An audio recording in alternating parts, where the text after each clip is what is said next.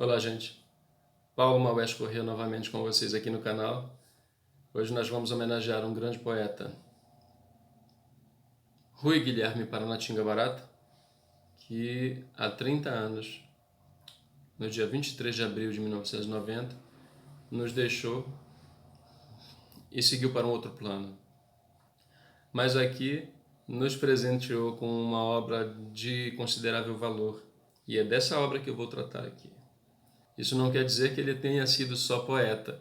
E, nesse sentido, uma das melhores definições de quem foi Rui Barata se encontra neste livro aqui, Rui Guilherme Paranatinga Barata, do Alfredo Oliveira. E nesse trabalho, que é um misto de antologia poética, de depoimento e também um certo tonzinho de crítica, é um livro assim, obrigatório para quem pensa em escrever alguma coisa sobre o Rui Barata.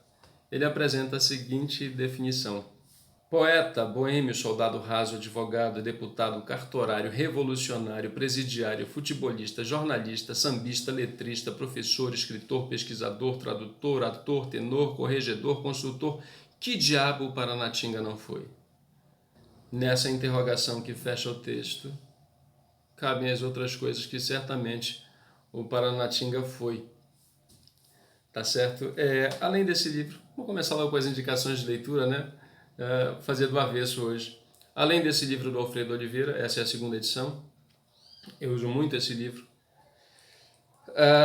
Tem um livro que acho que foi o mais, não sei, eu acho que é o mais bonito que o Rui Barata teve, que foi organizado pelo Tito Barata, que é filho do poeta. Se chama Linha Imaginária e Outras Linhas, de 2014. É um livro bonito que tem fotografias, tem um verdadeiro documentário fotográfico e tem como ponto mais cult a crítica do Benedito Nunes. Eu tenho esse livro, mas como está emprestado e eu não estou saindo de casa, vou ficar devendo, mas vocês não vão se arrepender de adquirir esse livro. É maravilhoso. O Rui Barata pertence a uma linhagem de poetas que se associou à música popular brasileira e levou sua obra para um público muito maior. A exemplo do que fez, por exemplo, Vinícius de Moraes, em parceria com Tom Jobim. Só que o Rui tem um diferencial.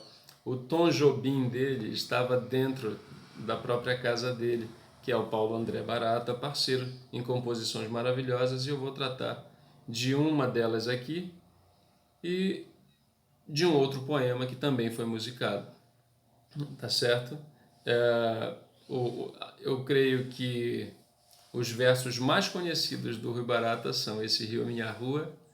Nesse poema, ele aponta marcas do regional, e essas marcas são interessantes no Rui, mas como ensinou o Paulo Nunes hoje, ele foi mais rápido que eu, fez logo uma postagem no Facebook em que ele fala desse aprendizado que o Rui imprimiu a respeito do regionalismo e compara,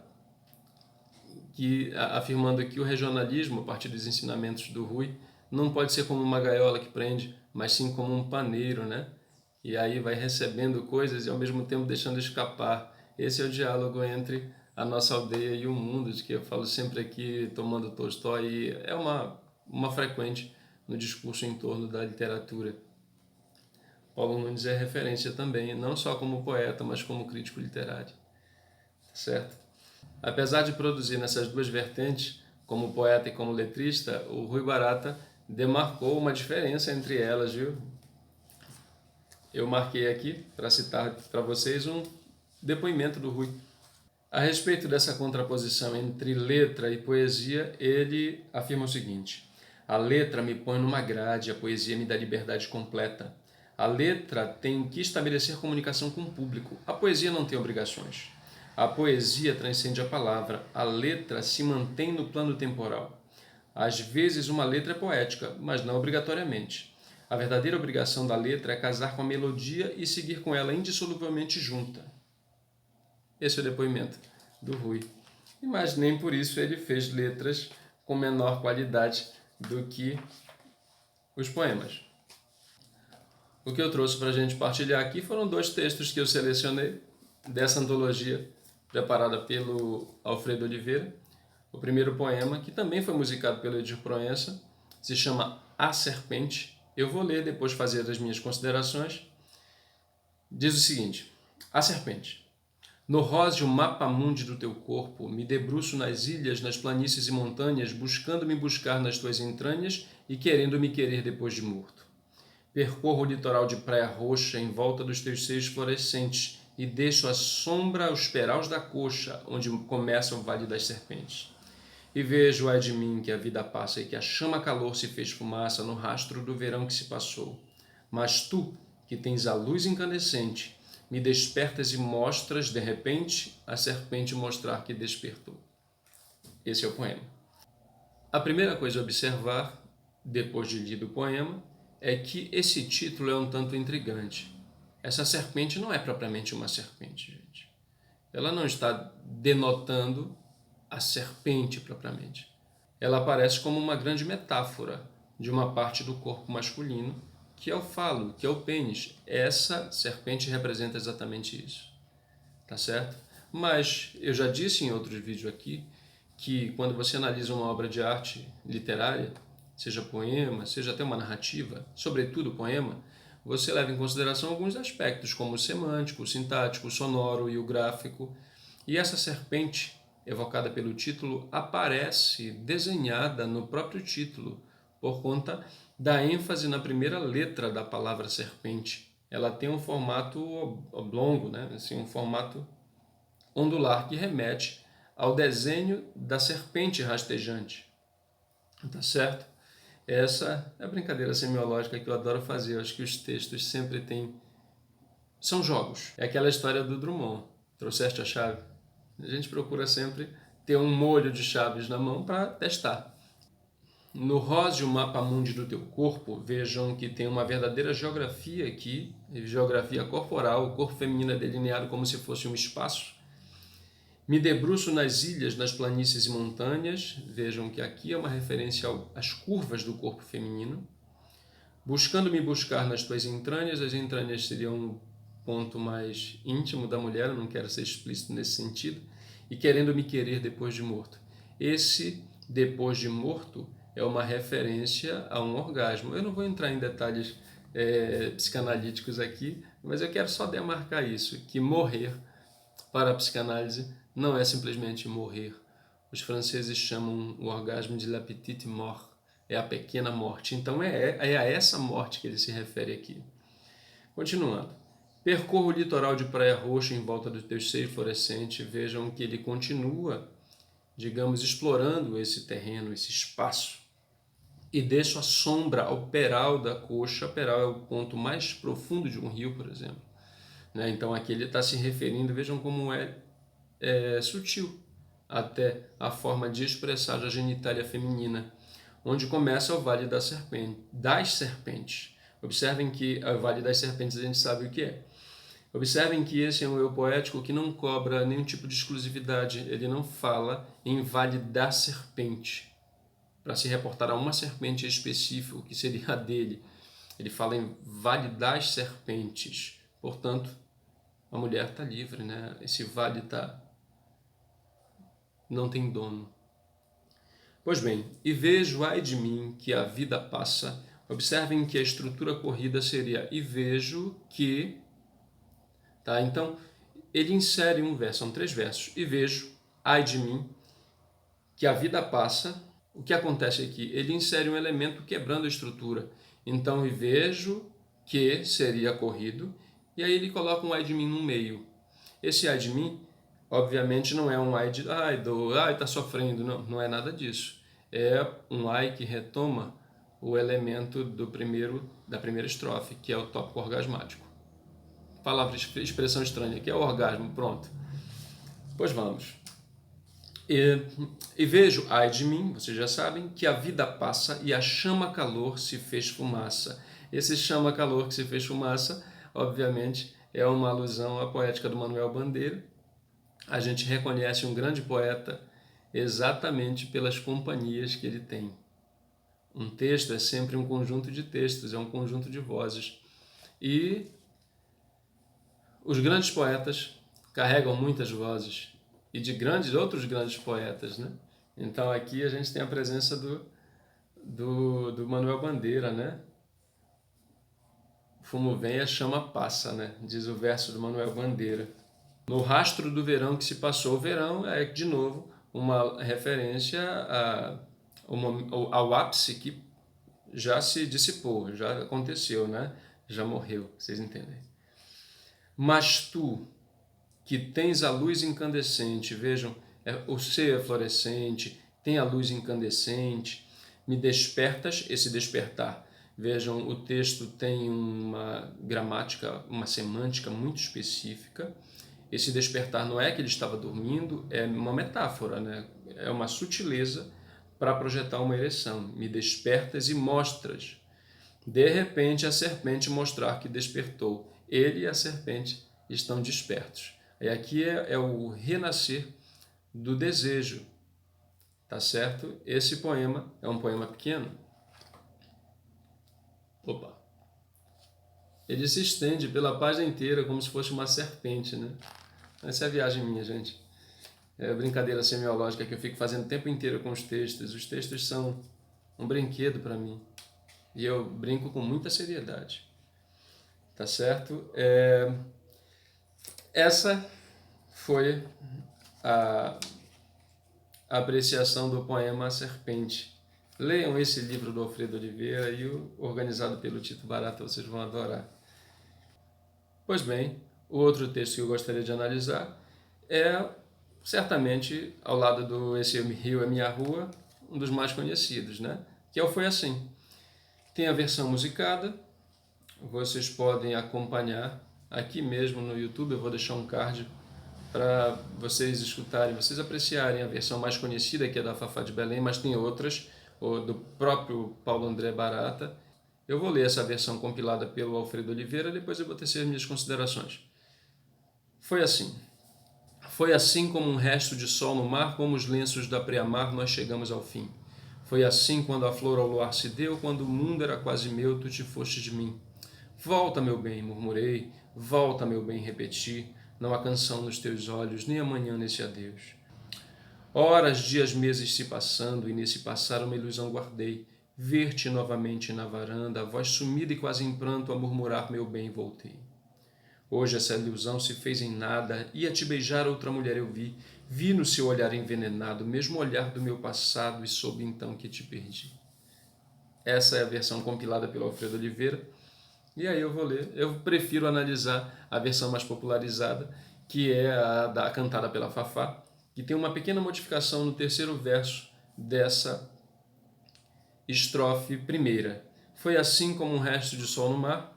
Aqui diz, como os lenços da preamar, na versão cantada por ela, como a brisa da preamar. Não é que eu ache mais bonita, que eu vou valorizar que é mais conhecida para vocês não acharem estranha a análise em contraposição com o texto que vocês vão escutar da Fafá. Então vamos lá. Foi assim, observem o tópico narrativo, os verbos estão todos no passado.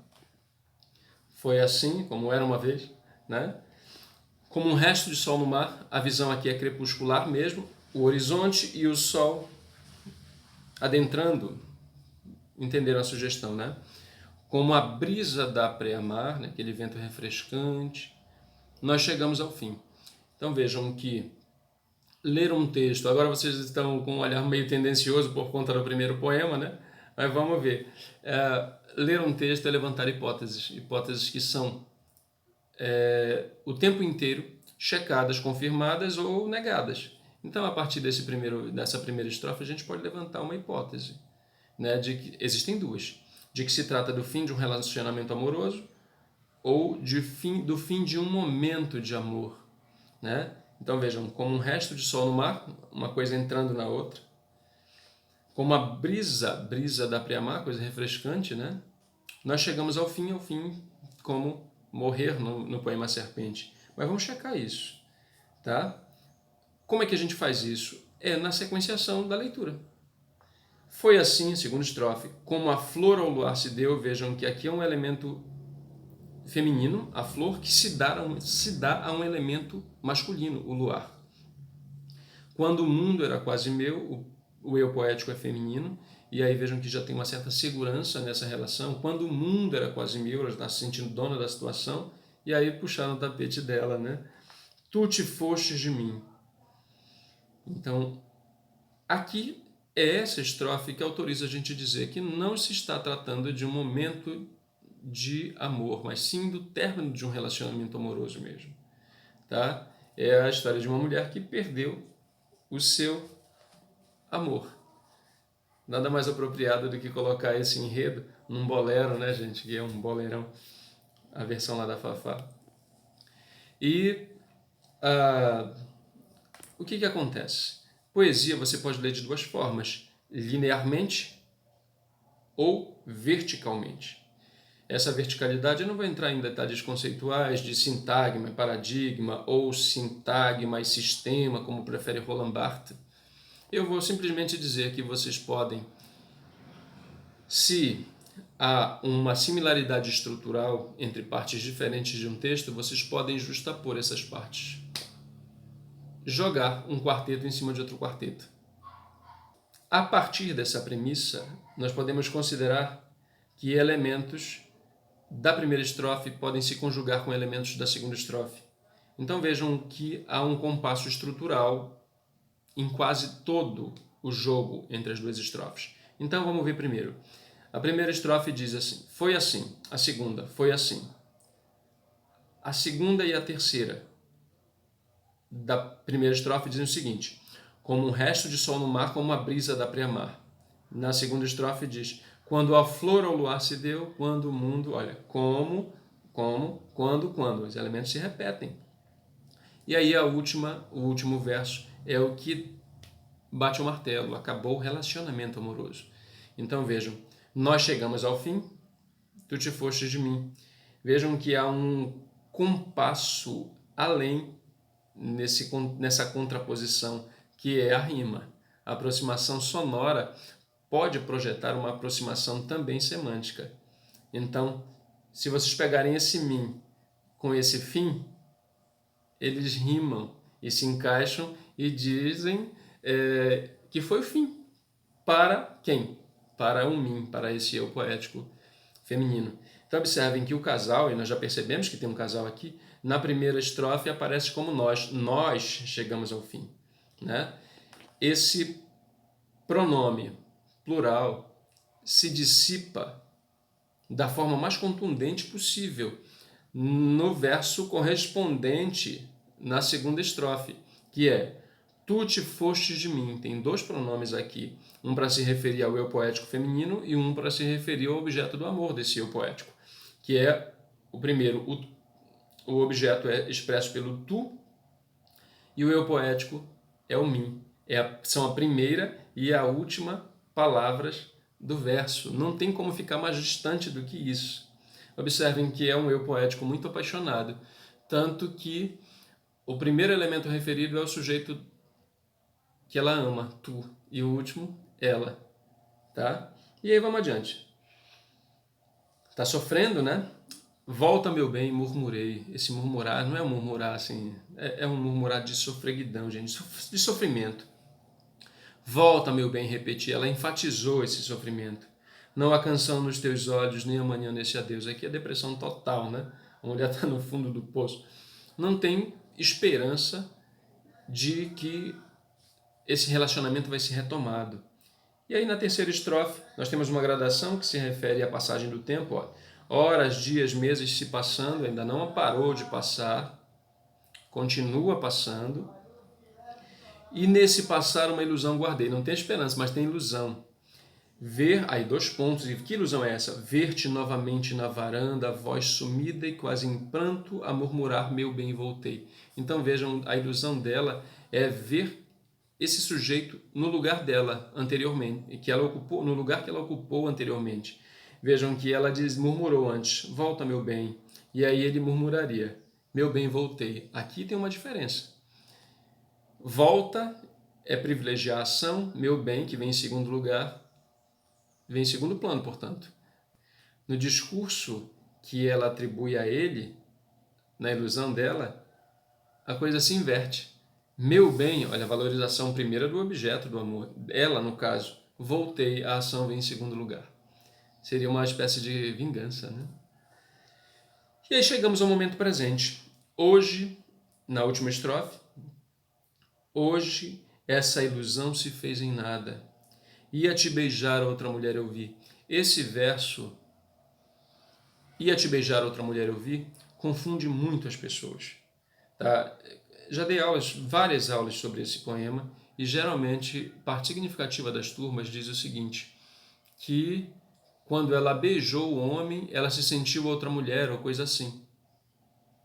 Mas não é por aí. Por que as pessoas se confundem? Por conta do hipérbato, por conta da ordem invertida da frase desse verso. Então, olhem só. Ia te beijar outra mulher eu vi? A ordem padrão seria: e eu vi outra mulher a te beijar. Na poesia, na arte de um modo geral, nada é por acaso. Se o poeta optou por colocar dessa forma, nada convencional, isso tem um porquê. E o porquê é o seguinte: vejam que o estado de espírito dessa mulher não é nada positivo. Ela terminou o amor, né? O relacionamento amoroso. Ela continua apaixonada pelo sujeito, ela está meio. Tá com um farol baixo. E aí, vejam, isso está expresso exatamente nesse verso. Vejam como ela valoriza primeiro o sujeito que ela ama. E a ti, depois, a ação em que ele está envolvido. Beijar. Depois vem a rival que ela descobre, outra mulher. E aí, finalmente, vem ela, eu, e vi, como quem se nega a admitir que viu aquilo. O ver vem por último. Aliás, o ver é o sentido mais predominante em todo o poema.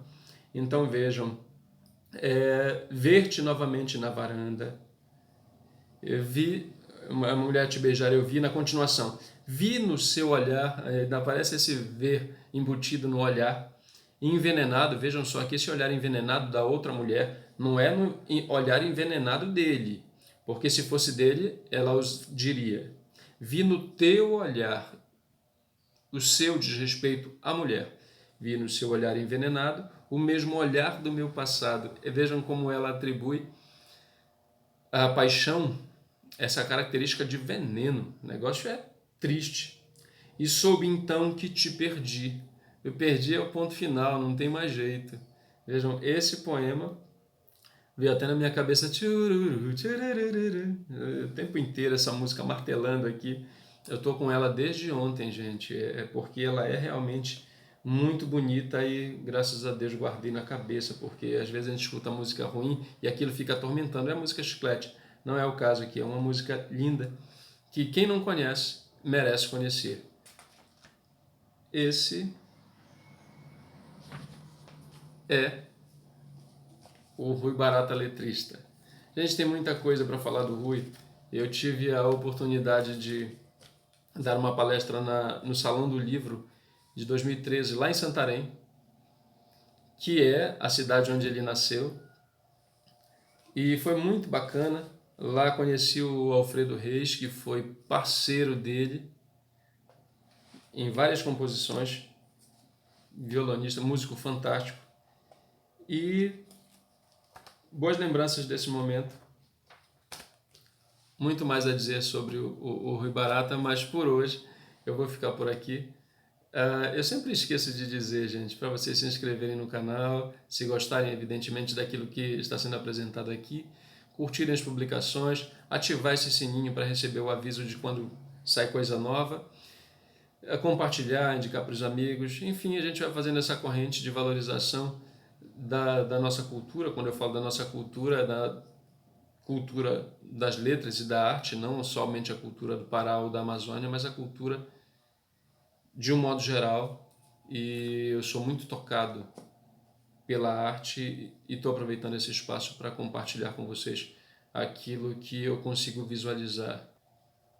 Grande abraço, essa foi a minha singela homenagem a esse grande poeta que é Rui Barata. Até a próxima, gente.